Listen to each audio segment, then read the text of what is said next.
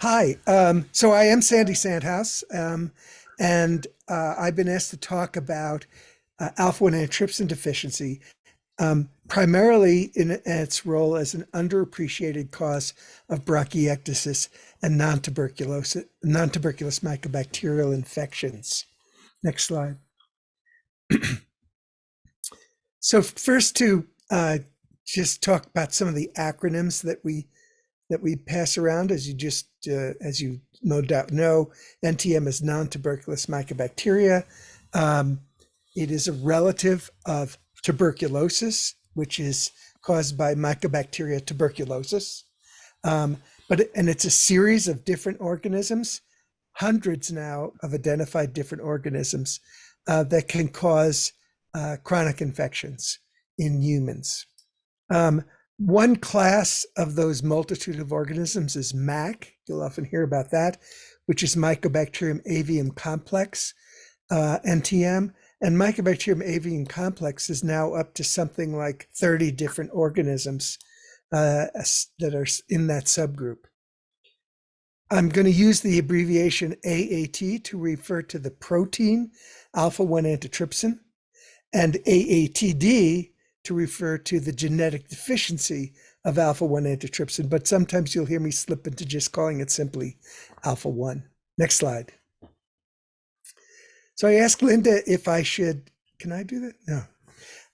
If I needed to tell anyone in this group what bronchiectasis or NTM is, and she said, yeah, throw some stuff in there about bronchiectasis and NTM before going into alpha-1. So as most of you know, bronchiectasis is a dilation of the normally tapering bronchial tree, and have a normal bronchial tree there showing the tapering of the normal bronchial tubes. This dilation can lead to impaired mucus or sputum clearance, pooling of secretions, and set up an area where bacteria can colonize and live without causing disease. In addition to that, other organisms like fungal organisms and occasionally viruses can live down there.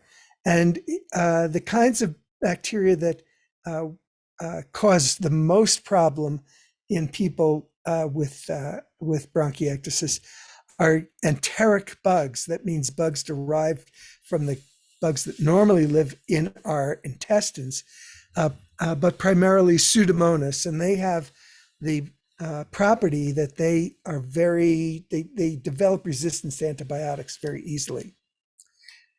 At times, the number of organisms living in the bronchiectatic airways can grow large and even lead to pneumonia, requiring the use of antibiotics and things like that.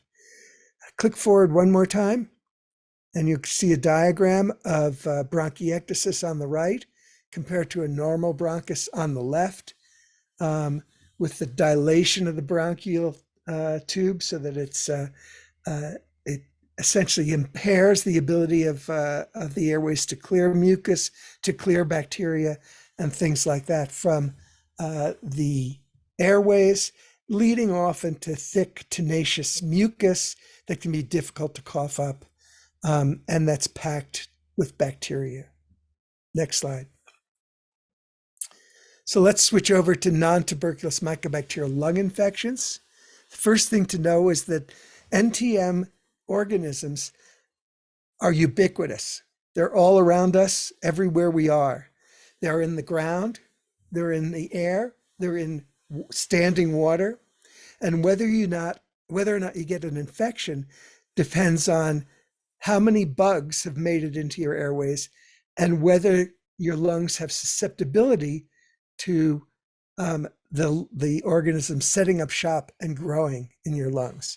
And obviously, there are a number of things that can make you more susceptible to those bugs that are normally don't cause disease, but that can switch you over to being susceptible. And the first one is somewhat humorous. It's being a Southern belle, because the NTM infections were first described in Southern belles, the so-called Lady Windermere syndrome.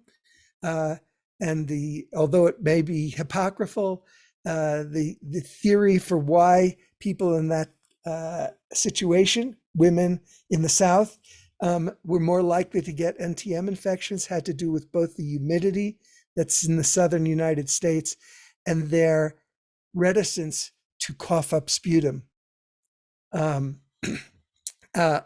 Things that cause immunosuppression, like IgG deficiencies or AIDS, lead to people being much more susceptible to getting infections with NTM. Cystic fibrosis is a major risk factor for NTM infection, as is Alpha-1 Antitrypsin Deficiency. So next slide. Here's a CT of the chest. We're slicing someone like a loaf of bread with the heart up towards the top in the middle, the vertebrae in the bottom in the middle, and the lungs on either side. If you click the forward again, you can see in the area in that red circle, that's bronchiectasis with enlarged bronchi. There's similar areas on the other side of the chest. Well, how do I know they're enlarged? Well, you see a little white area next to each of the bronchial tubes. That's a blood vessel. The blood vessels and the bronchial tubes travel together. And whenever the bronchial tube is larger in diameter than its accompanying blood vessel, that's considered to be bronchiectasis. Push forward once more. And there's a characteristic of that's seen in CT scans of the chest in people that have infections with NTM, with non-tuberculous mycobacteria, and that's called a tree and bud configuration. And if you look within that arrow, you can see white areas that look like a tree with buds along the branches. And that represents inflammation and infection caused by NTM organisms. Next slide.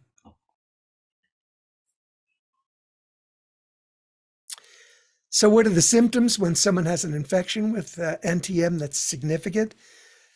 Cough, sputum, low-grade fevers, especially at night with night sweats, weight loss, and shortness of breath. And next slide. How do you treat NTM? And the important point is in bold here.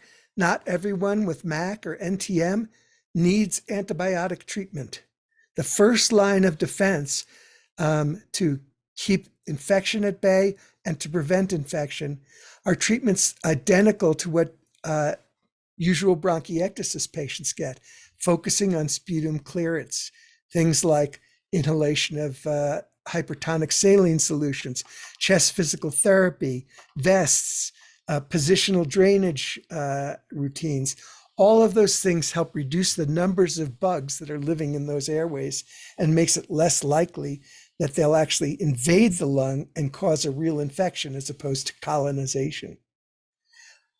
If you do need antibiotics, the treatment generally includes treatment with multiple horrible antibiotics taken for months at a time with very little likelihood of cure and frequent development of resistance, sometimes requiring surgical resections of really badly infected areas.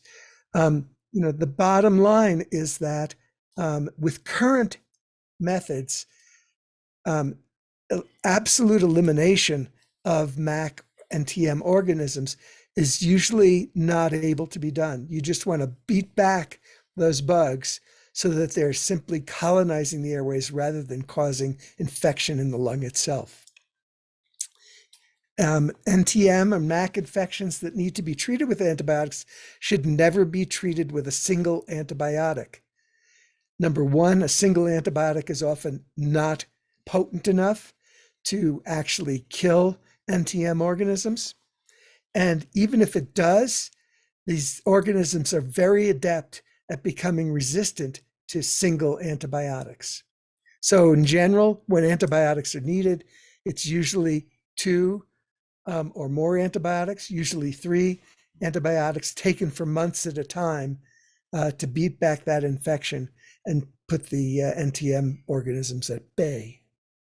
Next slide. So let's switch gears after that introduction to bronchiectasis and NTM infection.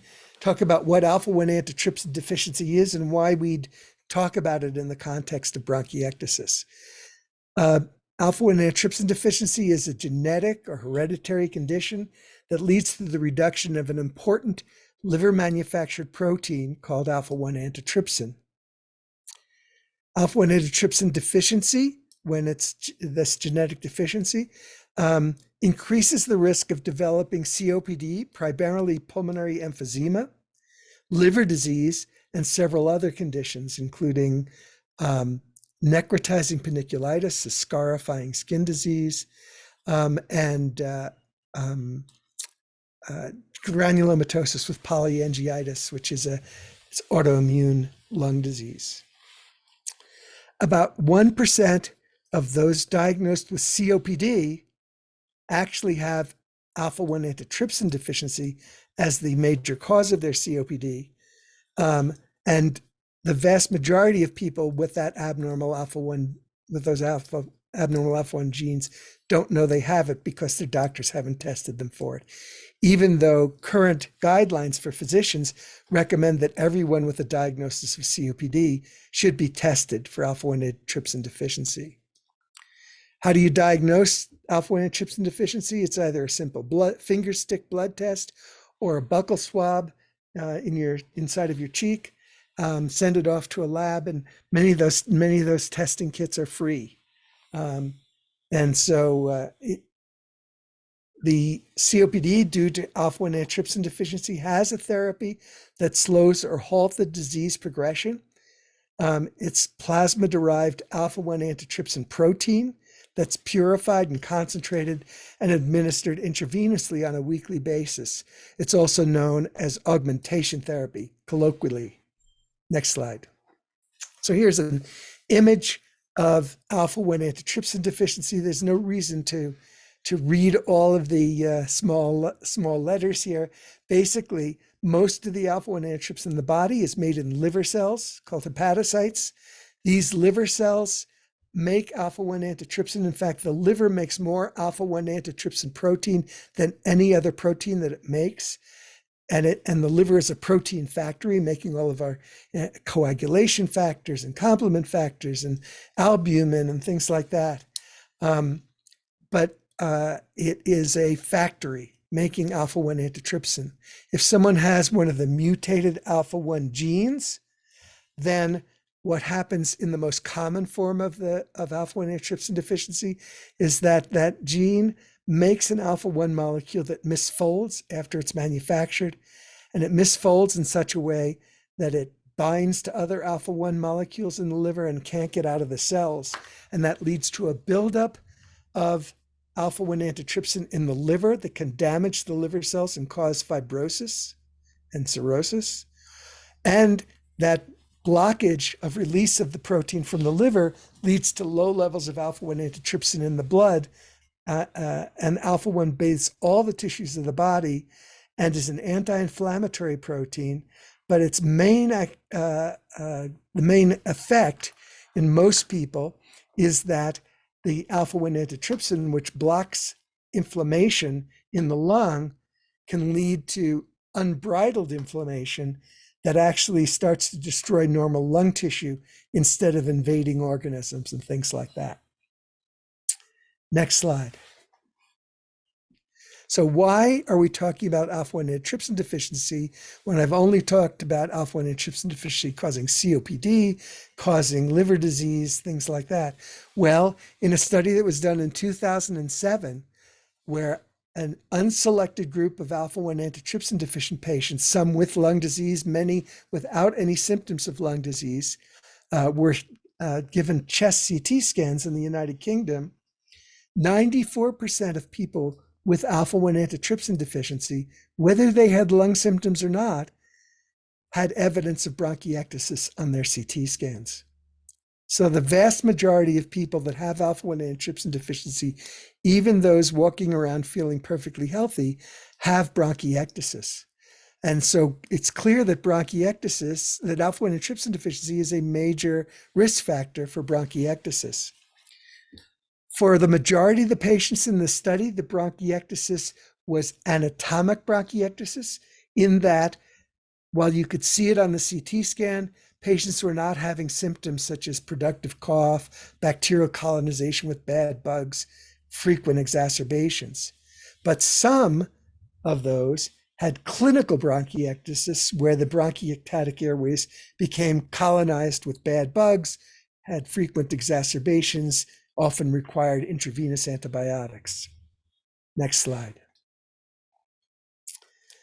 So why talk about Alpha-1 and NTM infections? Well, at National Jewish, which is my institution in Denver, it's a national referral center for patients with difficult to treat NTM and MAC infections, as well as difficult to treat tuberculosis infections.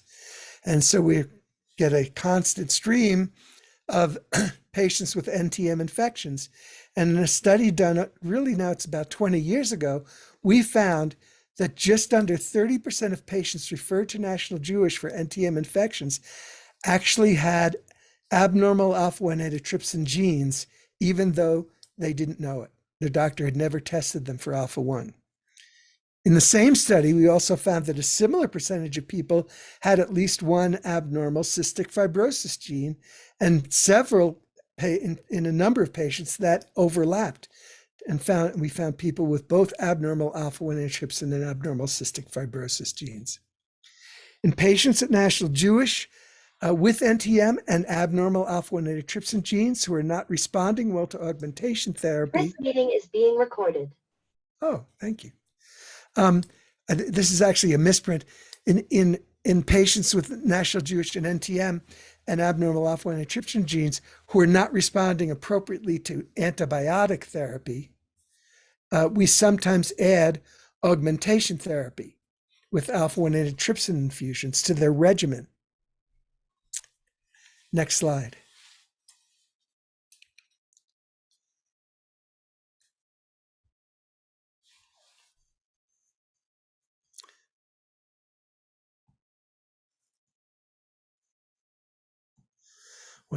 I think there she goes.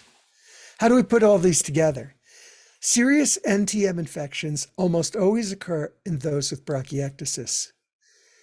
One unknown is, does the bronchiectasis precede the NTM infection and make the lung a more hospitable environment, or does NTM colonizing in airways lead to bronchiectasis? Most people think it's the latter, that the bronchiectasis comes first. And then NTM may make the bronchiectasis worse. Since such a high percentage of alpha-1 antitrypsin deficient patients have bronchiectasis, could that be the reason for the connection between alpha-1 antitrypsin deficiency and non-tuberculous mycobacterial infections? When we add augmentation therapy to difficult to treat NTM patients' regimens that have alpha-1 antitrypsin deficiency, often, but not always, we see that they suddenly start responding to the appropriate antibiotics when they weren't before. This leads us to believe that having a low alpha-1 antitrypsin level in the lungs makes the lung a more hospitable environment for the NTM to grow and invade the lung. I'll tell you that we've tried for years to convince the companies that make augmentation therapy, there are 4 different products, to give us enough therapy to do a randomized trial of giving NTM patients with bronchiectasis treatment with augmentation therapy with infused alpha-1 antitrypsin protein, to see if that would help the antibiotics work better and perhaps even lead to some cures of NTM in patients that have a disease that's persistent. But unfortunately, the companies have not seen it in their interest to do a study like that, since we use the drug anyway in such patients. Next slide. So in summary, bronchiectasis and NTM lung infections represent a growing concern. There's a growing awareness of NTM lung infections, and there's fortunately a growing understanding. There's even new drugs to treat NTM, like inhaled antibiotics, that have been shown to be effective. There's an increased risk of NTM lung infections in those who have abnormal alpha-1 antitrypsin genes. For an individual with non-tuberculous mycobacterial lung infections, it can be important to get tested for alpha-1 antitrypsin deficiency, as it may change their treatment, and as a genetic condition, it can help identify family members at risk of disease as well if they get tested. Testing for alpha-1 antitrypsin deficiency is easy and can be free. The cause of the increased risk of non-tuberculous mycobacteria in those with alpha-1 antitrypsin could be due to a high prevalence of bronchiectasis and alpha-1 antitrypsin deficiency, the more hospitable environment for the growth of these bugs in lungs when there's alpha-1 antitrypsin deficiency present, or it could be a combination of the two.